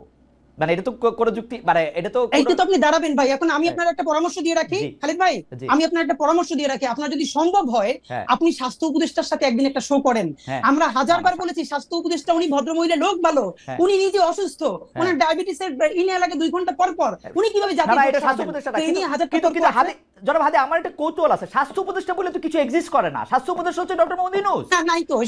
আপনারা স্বাস্থ্য উপদেষ্টার ভিতরে 100টা কথা বলেন, ডক্টর মোহাম্মদ ইউনূসের বিরুদ্ধে কথা বলেন না কেন? কারণটা কি?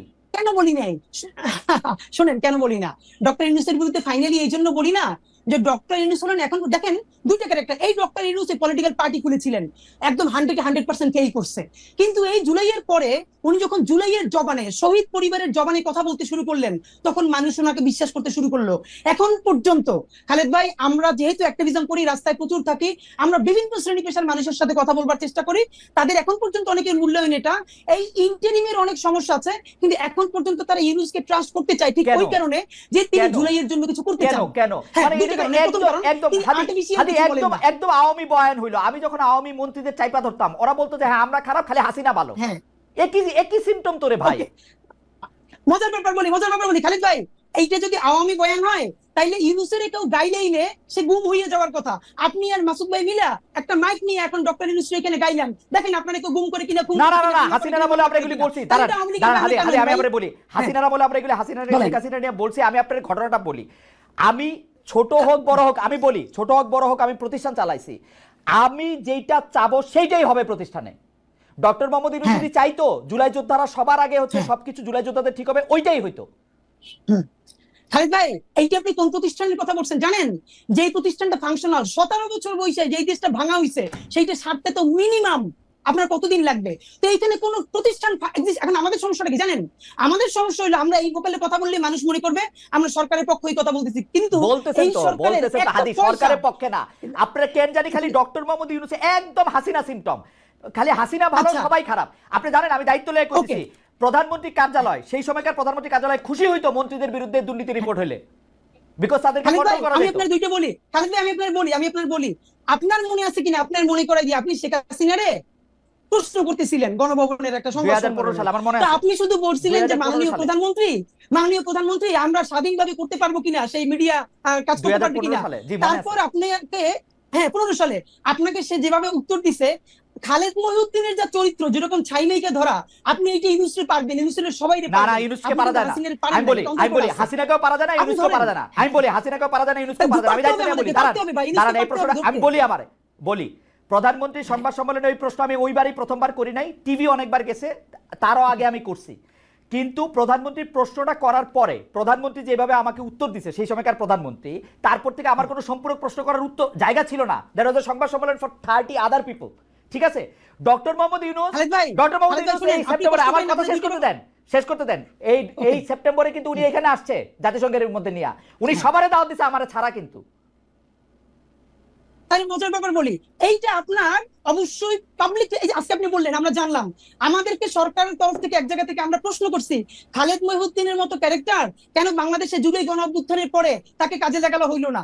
আমাদেরকে বলা হয়েছে খালেদ মহিউদ্দিন ভাইকে 2 বার সরকার থেকে, একবার বিটিভির দায়িত্ব নিয়ে আরো একটা বড় পদে বসে, প্লিজ আপনি এই রাষ্ট্রকে গড়ে তুলতে সাহায্য করেন।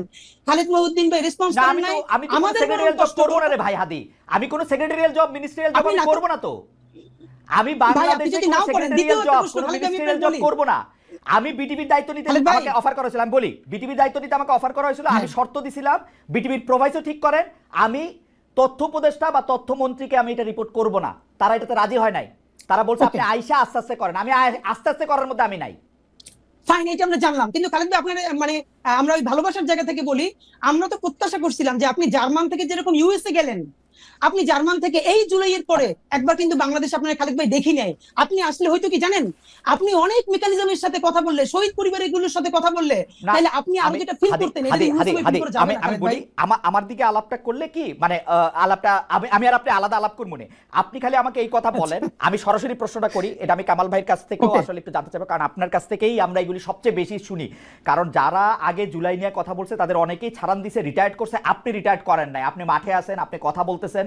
সেই জায়গা থেকে, সেই রেসপেক্ট থেকে আমি আপনার একটা ছোট্ট বিষয় জানতে চাইতেছি। মাত্র 1000 জন রে, যেখানে আমরা 8 লাখ কোটি টাকার বাজেট করি, মাত্র 1000 জন শহীদ, 1000 জন চরমভাবে আহত, এই 2000 জনকে ভরণ পোষণ করা, তাদের একটা খুশি করা, মানে আমি খুশি শব্দটা বলবো না, মানে তাদের খেয়াল করা, এটা তো এত বড় জটিল কাজ না। এটা কেন করা যেতেছে না? এইটা ডক্টর মোহাম্মদ ইউনূসকে আপনি প্রথম কেন এর জন্য আপনি অভিযুক্ত করতেছেন না, এটা আমাকে একটু সারপ্রাইজ করতেছে। মানে আর কাউরে এখানে অভিযোগ করার দরকার নাই তো, আমি বুঝি না। খালেদ ভাই জি, এই একই আপনি যেটা বলছেন না, এই দাবিতে ইনকিলাব মঞ্চ একদিন অনশন করছে যমুনার সামনে। ঠিকানা আমার নিজে ব্রিফিং দিচ্ছে, তখন ঠিকানা থেকে গিয়ে বলছে ভাই খালেদ ভাই টিভি থেকে আসছে, এবং প্রধান উপদেষ্টাকে বলছি এই যে কালেকটিভ ব্যর্থতা, এই ব্যর্থতার ইমাম হলেন আপনি।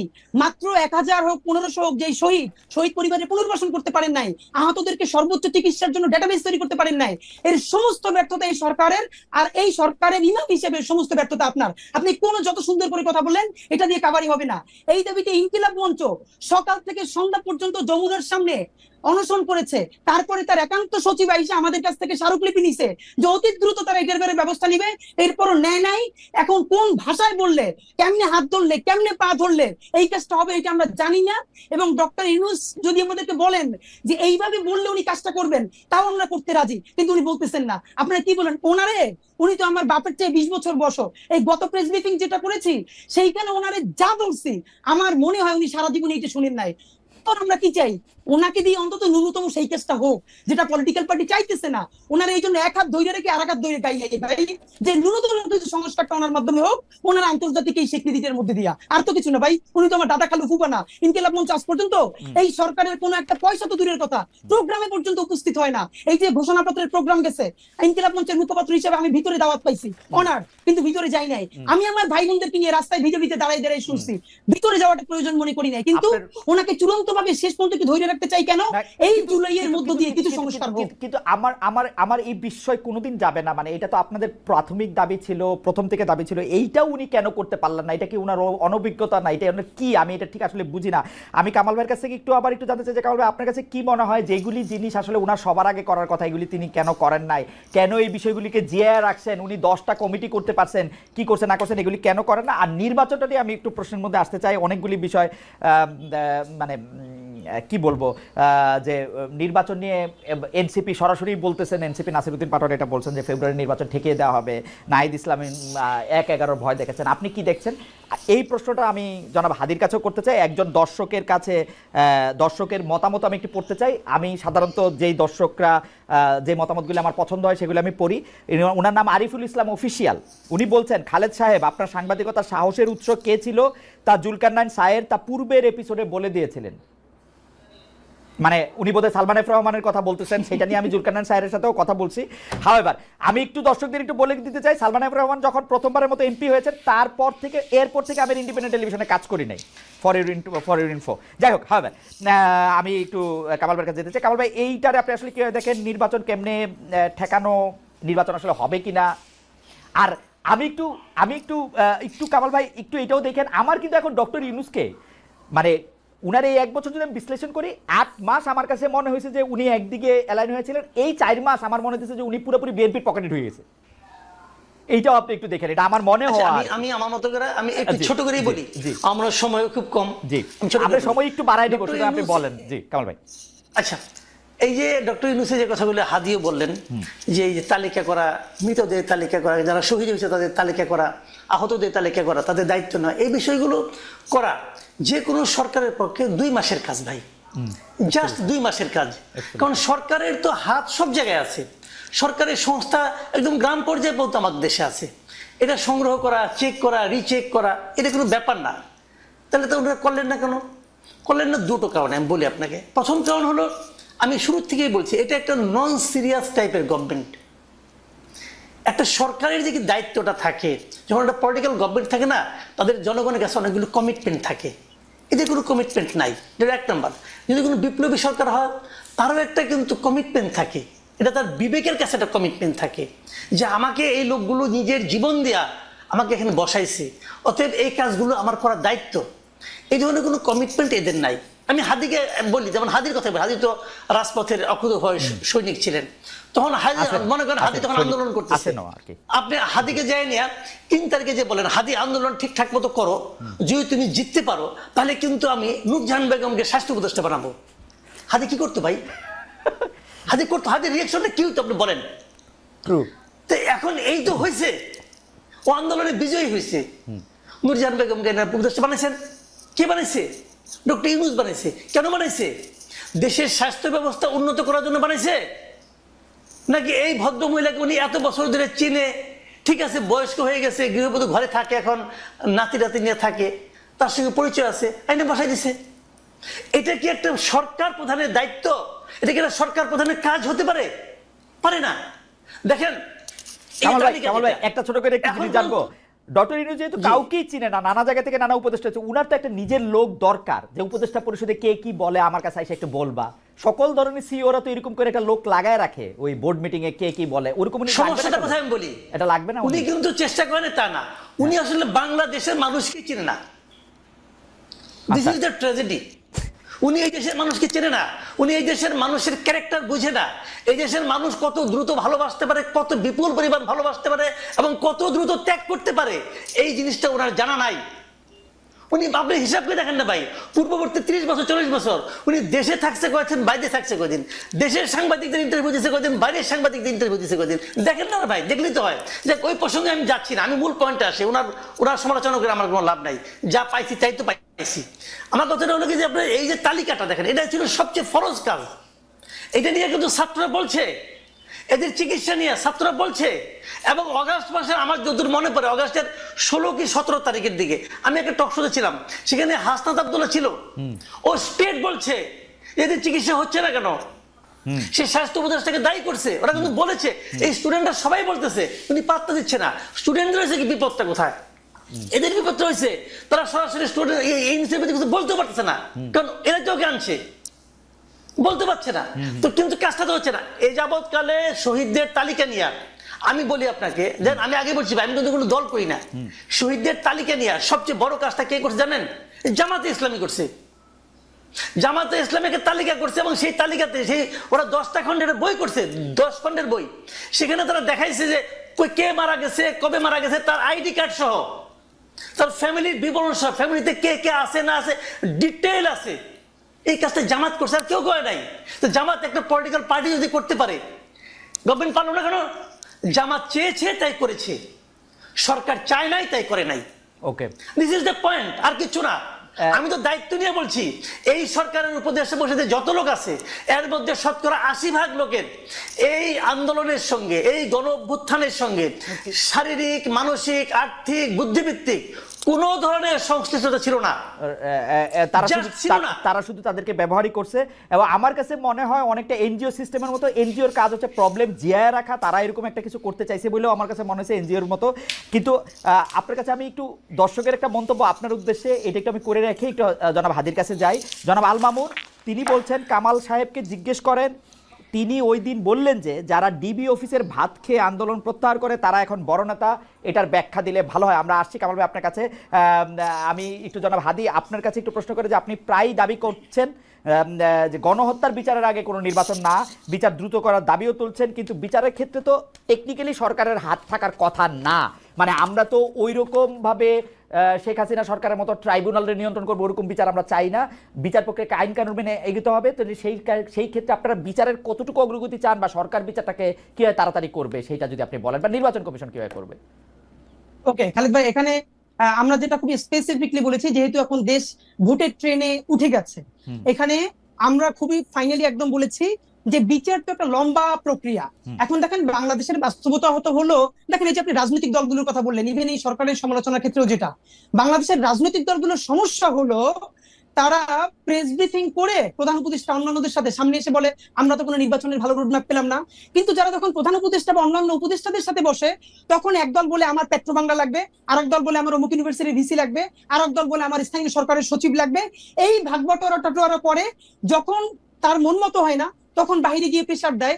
মুশকিল হলো তারা এই সরকারকে সামনে রাখা তারা সবাই নিজের মতো আকার গুছাই নিতেছে, কিন্তু ফেল করলে সরকার লাভ হইলো, বিএনপির লাভ হইলো, জামাতের লাভ হইলো, এনসিপির, কিন্তু ফেল করলে কে সরকার করবে। নাম্বার 2, গত 4 বছরে খালেদ ভাই আপনি একটা খুবই জিনিস ভালো করে নোটিস করছেন যে গত 4 মাস ধরে আপনি দেখবেন যে ইউনূস সাহেবের সেই স্পিরিট, সেই ভোকাল নাই, উনি মনে হচ্ছে যেন কোন একটা আপোষের মধ্য দিয়ে যাচ্ছেন, রাইট? এটা তো সত্য কথা। ওনাকে আমরা বলেছি যে দেখেন আপনার আলোচনায় বোঝা যায় আপনি, হ্যাঁ লন্ডন বৈঠকের পরে বোঝা যাচ্ছে যে আপনি আর্টিফিশিয়াল কথা বলেন, আপনি আনস্ক্রিপ্টেড বলতেন, আপনি স্ক্রিপ্ট দেখে বলেন। এর একটা বড় কারণ ঝামেলাটা হলো এই সরকার মনে করেছিল ইউনূস সাহেব যে এনসিপির যে ভাইরা আছে তারাই হলো তার ভ্যানগার্ড, একমাত্র ছাত্র জনতা, তার চারপাশে একটা লেয়ার তৈরি করা হয়েছে। একমাত্র অল্প কিছু লোকজন ছাড়া আমি আপনাকে ইভেন বলতে পারবো পিলখানা কমিশনের মতো গুরুত্বপূর্ণ কমিশন, গুম কমিশনের মতো গুরুত্ব কমিশনের সদস্যরা 1.5 মাস ধইরা প্রধান উপদেষ্টার সাক্ষাৎকার পান না। আপনি ভাবেন, এর মানে এমন একটা লেয়ার, মানে এবং আরো বলি আর্মি সেক্রেটারি ওনার সাথে যিনি আছেন সম্ভবত যে সচিব, তার ক্লিয়ারেন্স ছাড়া তার কাছে কেউ যেতে পারে না। তো এই যে ক্লিয়ারেন্স ছাড়া এটা হওয়ারই কথা, মানে সরকার প্রধানের হওয়ারই কথা। কিন্তু ভাই আপনি দেখেন গুম কমিশনের মতো একটা সিরিয়াস কমিশন, পিলখানা কমিশনের মতো একটা সিরিয়াস কমিশনের মেম্বার যদি তার সাথে 10 মিনিট কথা বলতে না পারেন, তারা তো কাজ শেষ করে যাবেন। এর মানে হলো তার চারপাশে এরকম একটা বলয় তৈরি করা হয়েছে। এই বলয়টা আমরা বলেছি বারবার ভাঙেন। এই বলয়টা না ভাঙলে আপনি যেটা এই যে মাসুদ ভাই বলছেন যে উনি বাংলাদেশের মানুষকে চিনেন না, দেখেন উনি বাংলাদেশের মানুষকে চিনছিলেন বিধে গ্রামীণ ব্যাংকে সফল করতে পারছেন। কিন্তু এই যে ওনাকে ব্র্যাকেট বন্দি করতেছে কারা? রাজনৈতিক দলগুলো। কিরকম? এই রাজনৈতিক দলগুলো সমস্ত সুবিধা এই সরকারের কাছ থেকে নিবে, কিন্তু এই সরকারের কোনো দায় নিবে না। তারা সবাই মিলা সাদা পাথরের পাথরগুলো খাইয়ে ফেলবে। সেখানে বিএনপি, জামাত ইসলামী সবাই ঐক্যবদ্ধ, কিন্তু দোষ হবে কার? এই সরকার পারে নাই। কিন্তু দেখেন যখন বন পরিবেশ উপদেষ্টারে যারা ঘেরাও দিছে, সেখানে বিএনপি আছে, সেখানে জামাত ইসলাম আছে, সবাই মিলা আমরা একসাথে। আজকে একটা মজার ব্যাপার বলি ভাই, এই যে পত্রিকা নিউজ করছে যে রাজনৈতিক ঐক্যমত্যে সাদা পাথর লুটপাটের ক্ষেত্রে বাংলাদেশের সব রাজনৈতিক দল বিরাট ভাবে এনসিপি ছিল হাদি, এনসিপি তো নতুন দল, এনসিপি তো ওখানে নাই এখন। জামাত বিএনপি জাতীয় পার্টি মিলা, জামাত বিএনপি জাতীয় পার্টি করছে, তারা মিলে এই লুটপাটটা করতে চাইতেছে। এখন আমাদের যেটা মুশকিল, আমরা ভাই নির্বাচনের আগে কি চাইতেছি? আমরা বলছি এই নির্বাচন ফেব্রুয়ারিতেও লাগে না, এই নির্বাচন চাইলে ডিসেম্বরেও করা সম্ভব। দুইটা কাজ করেন প্লিজ। এক নম্বরে হলো এই বিচার তো লম্বা সময় ধরে চলবে, কিন্তু অ্যাটলিস্ট যারা একদম নির্দেশদাতা আপনি তাদের কিছু বিচারের অন্তত আমাদেরকে দেখাই যান যে স্বচ্ছ একটা বিচারিক প্রক্রিয়ার মধ্য দিয়ে। কিরকম ধরেন আমি সর্বশেষ দেখছি যে সর্বশেষ প্রধানমন্ত্রী সহ আরো কয়েকজনের বিরুদ্ধে বিচার প্রক্রিয়া, সাক্ষ্য গ্রহণ শুরু হয়েছে। এটাকে আর কিভাবে এক্সপেডিট করা যায় আপনার কাছে কি মনে হয়? আরে ভাই এইটা দেখেন, এই যে ট্রাইব্যুনাল 2 এইটা গঠন হয়েছে কিছুদিন আগে, অথচ আমরা এই সরকার গঠন হওয়ার সাথে সাথে বলছি ট্রাইব্যুনাল 2 কেন? আপনি মামলাটা 10টা রেডি ছিল ট্রাইব্যুনাল না। করেন না কেন? হাদি, আপনি একজন শিক্ষক মানুষ, আপনি এটা বলেন মামলাটা তো রেডি হইতে সময় লাগে। এইটা একটা এত বড় মামলা, আমি আপনি আপনাকে যদি বলি, যেন তেন আমি আপনাকে প্রকারে বলি। রেডি করেন, পরের সরকার আসলে বা অন্য কেউ আসলে অন্য কারো বাজে ইন্টেনশন থাকলে এটা তো টিকবে না।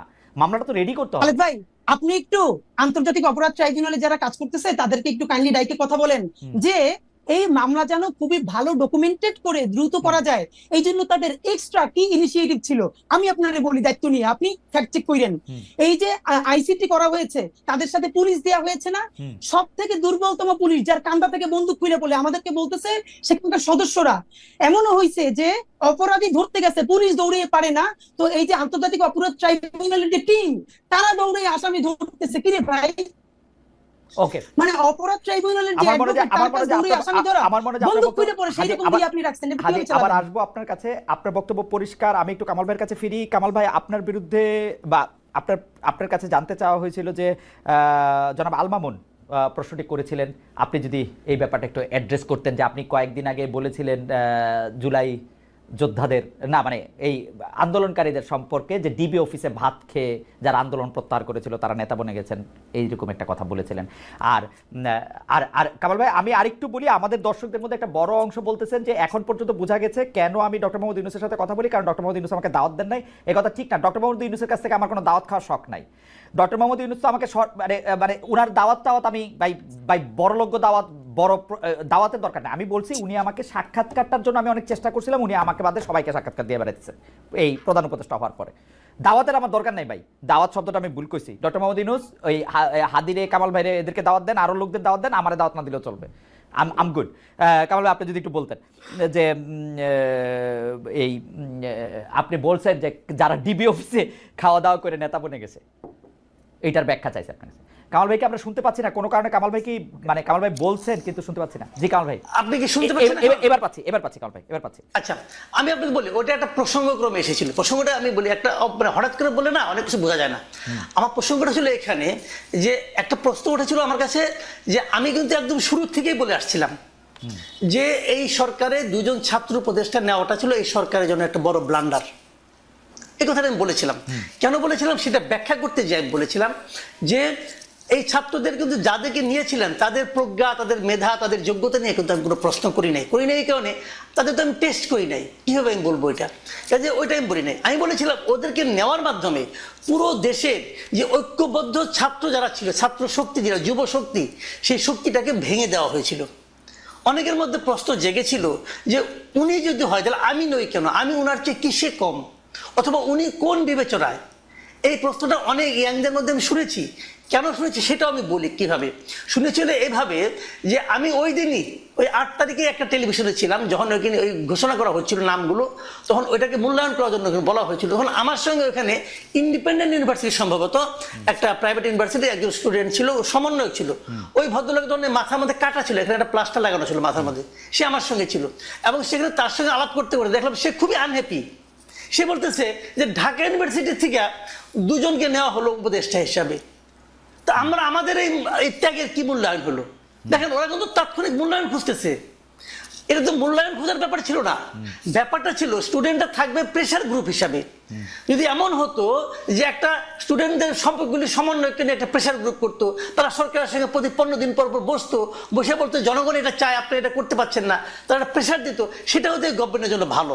আমি তখন বলেছিলাম যে এই যে দুজনকে নেওয়া হয়েছে কোন বিবেচনায়, এরা তো মানে এক নম্বর কথা, তারা ঢাকা ইউনিভার্সিটির যে ইউনিভার্সিটির একজনও নিহত হয় না। যদি আমি ওইভাবে ধরি, প্রাইভেট ইউনিভার্সিটিগুলো তারা তো অনেক ভূমিকা রেখেছে। এবং তারও চেয়ে বড় কথা যে আপনার ওরা কিন্তু আপনার ওখানে মুচুলাকে দিয়ে চলে আসছিল ভাতের হোটেল থেকে, যে তারা আন্দোলন প্রত্যাহার করলো, তারপর আন্দোলনটা আবার নতুন করে জায়গায় তুললো কে? এই প্রাইভেট ইউনিভার্সিটিগুলো। তো প্রাইভেট ইউনিভার্সিটি কি মূল্যায়ন আপনারা করেন নাই তো।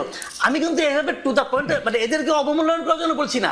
আমি বলছি যে এদেরকে নেওয়াটা পুরো জিনিসটাকে মানুষের মধ্যে, ইয়াংদের মধ্যে যে একটা প্রশ্ন সৃষ্টি করেছিল, সেই কথা বলতে যে এই টাইম বলেছি। এবং আমি ঠিক বলি, অনেকে বলেছে যে প্রেশার দিয়ে করানো হয়েছে। আমি ওকে, এরা কিন্তু বিএনপির অনেক লোককে ভাতের হোটেলে নেওয়া হয়েছে, কেউ তো মুচুলাকে দিয়ে আসে নাই।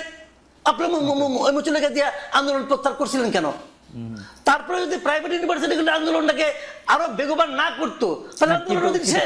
কিন্তু কামাল ভাই আপনার কাছে কি মনে হয় না যে একটা 25 থেকে 30-এর ব্যান্ডের কিছু তরুণদেরকে যদি ওই রকম ভাবে যেভাবে যৌথ রিমান্ড করে, আমরা কিন্তু শুনেছি যে একবার ডিজিএফ এর কাছে একবার ডিবির কাছে, তারা কোথায় আছে জানা না, তাদেরকে চোখ বাঁধা হয়েছে, এইসব ক্ষেত্রে তো অনেকেই আসলে মুচলেকা দিবে, সেখানে মুচলেকা দেওয়াটাকে আপনি এত বড় করে কেন দেখতেছেন? বা ভাতের হোটেলে ভাত খাওয়া ধরনের ডেরিভেটরি রিমার্ক কেন? আমি বললাম তো এই হারুনের হোটেলে এর আগে অনেক লোক ভাত খেয়েছে, অনেক লোক ভাত খেয়েছে। এখন ওনারা যদি বয়সজনিত কারণে অন্যদের মতো শক্ত দৃঢ় না হতে পারেন, তাহলে ওনারা এখন এই বয়সজনিত আমরা কিন্তু কামাল ভাই 111 এর কথা, 111 এর সময়ের কথা আপনার নিশ্চয়ই মনে থাকবে। সেই সময় 111 না কি 11 এটা 111 আমি হারুনের হোটেলের কথা বলছি, যে না 111 এর সময় আপনার নিশ্চয়ই মনে থাকবে যে আগের কথা বলতেন 111 এ অনেকে অনেক কিছু বলছে, ওগুলো আমাদের সব মনে আছে। ওবায়দুল কাদের কি বলছে, আব্দুল জলিল কি বলছে, ওগুলো সবই আমরা দেখছি। সাইফুর রহমান কি বলেছে সবই আমরা দেখছি, ওগুলো ভিডিও আমরা দেখেছি। বাট সেটা তো অন্য হিসাব। কিন্তু এখানে তো এবং ওখানে কেউ কিন্তু মুচলেকা দিয়ে আসে নাই, এখানে তো তারা আন্দোলন প্রত্যাহার ঘোষণা দিয়েছে। আচ্ছা ঠিক আছে, আমরা একটু জনাব হাদির কাছে আসি। এই বিষয়ে জনাব হাদির কাছে যাওয়ার আগে আমি দুই একটা বিষয়, একটু আমাদের অনেক দর্শক আজকে এঙ্গেজ হয়েছেন। কামাল ভাই আপনার অনুমতি নিয়ে একটু বেশি সময় যদি আমাদের সঙ্গে থাকেন, হাদি আপনি যদি একটু বেশি সময় থাকেন, কারণ অনেক দর্শক আমাদের সঙ্গে আছে, একটু যদি থাকেন। একজন প্রশ্ন করেছেন জুলাই আন্দোলনে খালেদ মহিউদ্দিন আপনার অবদান কি? আমার কোনো অবদান নাই জুলাই আন্দোলনে, আমি সাংবাদিক মানুষ, আন্দোলনে অবদান আমার নাই।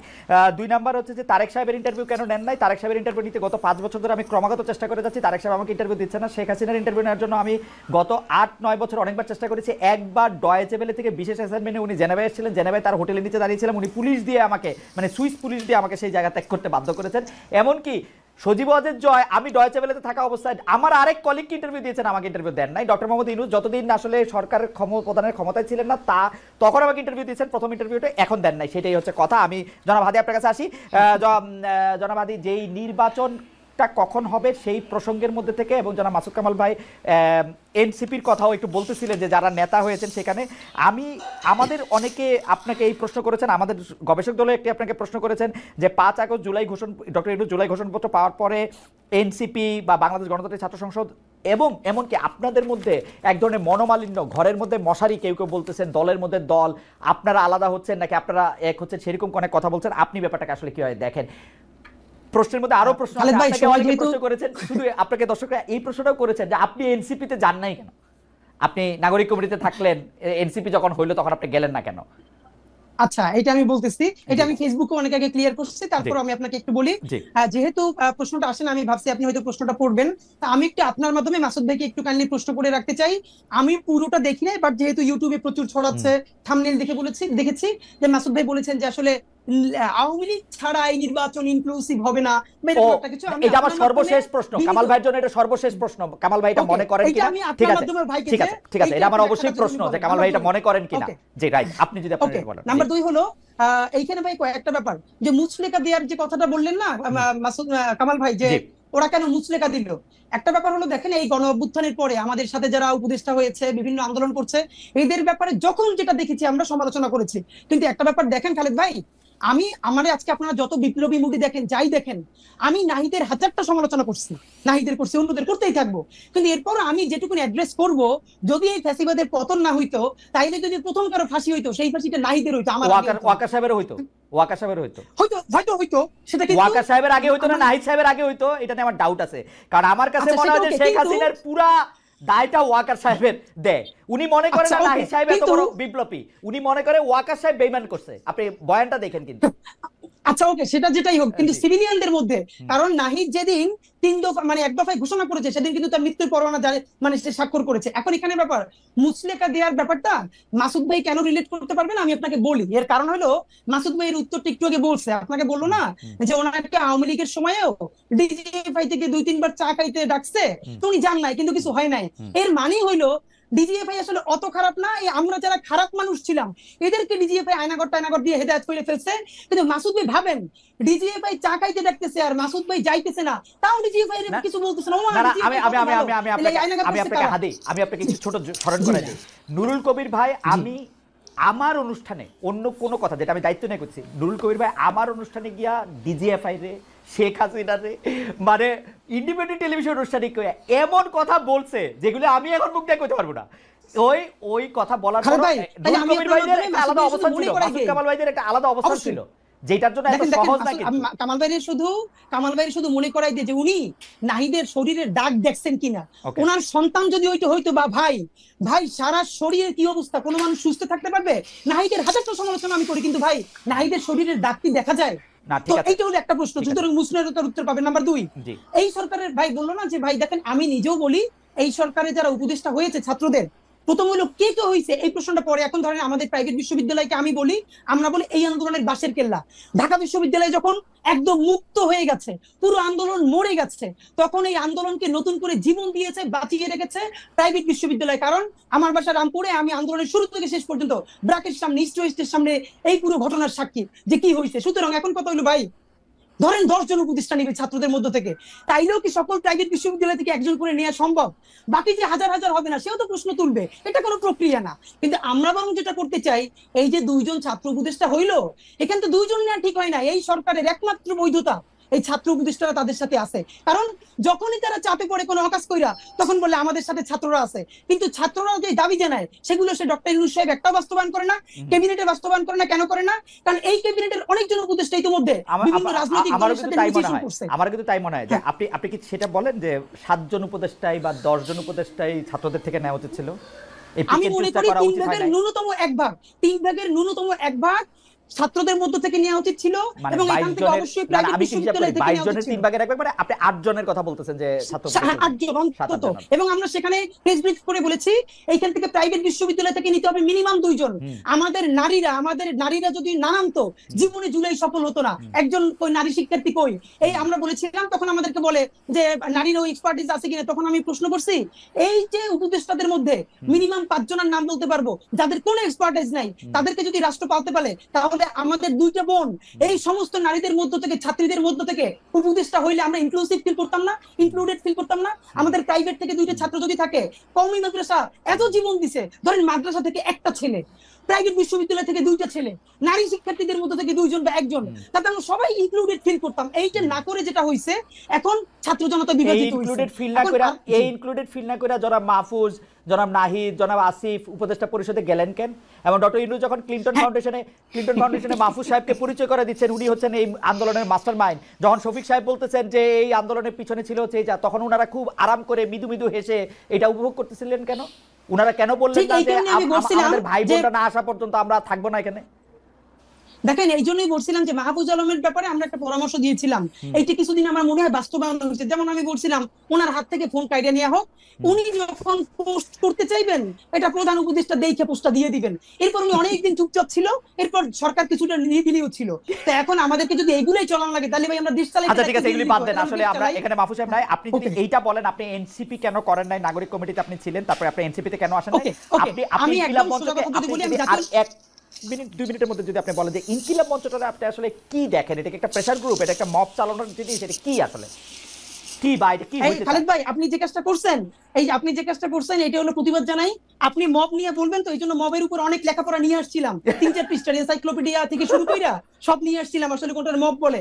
আপনার শুধু দায়িত্ব নিয়ে বলি, ইনকিলাব মঞ্চ গত 1 বছরে 100-এর উপরে রাজপথে প্রোগ্রাম করছে, সিরিয়াস প্রোগ্রাম। এর একটা প্রোগ্রামে ইনকিলাব মঞ্চ কোনোদিন কারো গায়ে হাত দেওয়া তো দূরের কথা, 1 টাকার জিনিস নষ্ট করছে। মব যেটা একাডেমিকলি বলে প্রমাণ যদি দিতে পারেন, তাহলে জীবনে আর কথা বলবো না। আমি আপনাকে কিন্তু না জনাব হাতি, আমি আপনাকে বলি, আমি কিন্তু আপনাকে ফলো করি, ইনকিলাব মঞ্চকে ফলো করি। আমি বলতেছি এটাকে আপনি কি বলতে চান, কারণ এক একটা তো এটা বাংলাদেশের জুলাই অভ্যুত্থান অনুপ্রাণিত বাংলাদেশপন্থী স্বাধীনতা সংগ্রামের টিকিয়ে রাখার জন্য একটি সাংস্কৃতিক প্ল্যাটফর্ম। যেই সংস্কৃতি আমরা মনে করি যারা আইন নিজের হাতে তুলে নেয়, আপনারা কি আইন যারা নিজের হাতে তুলে নেন তাদের বিরুদ্ধেও আপনারা প্রতিবাদ করেন? কারণ এইটাও এখন একটা বড় হাজারবার বলছি। রাইট, এটা নিয়েও যদি আপনি একটু বলেন। না মানে আপনি ঢাকা বিশ্ববিদ্যালয়ের এক শিক্ষার্থীকে একজন যে তিরস্কার করেছিল, তাকে শাহবাগ থানায় গ্রেফতার করা হলো। এরপর কেউ গিয়ে তাকে মুক্ত করার চেষ্টা করলো। আমরা তাদের বিরুদ্ধে সবথেকে বড় ভূমিকা নিয়েছি। আমরা বলেছি এইসব অসভ্যতা বন্ধ করতে হবে, এবং অবশ্যই যারা মব করতেছে এদের বিচার করতে হবে। কিন্তু ভাই, এই যে মব যেটা বলি, বাংলাদেশে এখন গুগল সার্চ করলে মব লাগলে খালি 1 বছরের নিউজ আসে। এই মব তো সন্ত্রাস শুরু হয়েছিল রাষ্ট্রীয় পৃষ্ঠপোষকতায় শাহবাগের সময় দেখেন কোথাও তো মব বলতেছে না, সেই মব কোথায় এটা আমরা খুঁজতে চাই। না না না না না, কেউ বলতেছে না, না বললেই কোনো কিছু মব না হয়ে অন্য কিছু হয়ে যায় না, এটা শফিক সাহেবের স্টাইল। মব না বলা সন্ত্রাস বলা, কিন্তু মব আসলে তাই।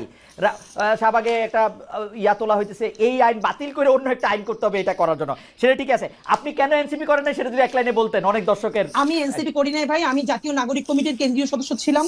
যখন এটা পলিটিক্যাল ফরমেশনে যাবে তখন আমার মনে হয়েছে যে পলিটিক্যাল পার্টি জুলাই অভ্যুত্থান অনুপ্রাণিত অবশ্যই একটা লাগবে, কিন্তু সবাই যদি পলিটিক্সে যায়, দেখুন এখন আমাকে বিএনপি গালি দেয়, আবার বিএনপি আমার কথা পছন্দ করে, জামাত গালি দেয়, জামাতও পছন্দ করে, কারণ আমরা জুলাইয়ের একটা প্রেসার গ্রুপ হিসেবে সবাইকে একতাবদ্ধ রাখবার চেষ্টা করছি।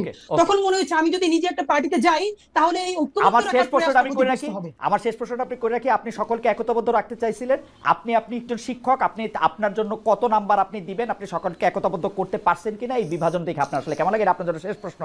কিন্তু আপনার প্রশ্ন দিয়ে আমি কামাল ভাইকে শেষ প্রশ্ন করতে চাই। কামাল ভাই, নানা ক্লিপিং ঘুরতেছে এরকম যে আপনি ইনক্লুসিভ ইলেকশনের কথা বলতেছেন, যে ইনক্লুসিভ ইলেকশনের আপনার দেওয়া শর্ত হচ্ছে আওয়ামী লীগ না থাকলে এটা ইলেকশনটা ইনক্লুসিভ হবে কিনা। আপনি প্রশ্ন তুলছেন যারা আওয়ামী লীগকে সাপোর্ট করে তারা কাকে গিয়ে ভোট দিবে, এইটা আপনি যদি আমাদের একটু ব্যাখ্যা করতেন, আপনি সত্যি এরকম মনে করতেছেন কিনা যে আওয়ামী লীগ না হলে ইলেকশন ইনক্লুসিভ হবে না? জনাব কামাল ভাই। আমি বলি, আমি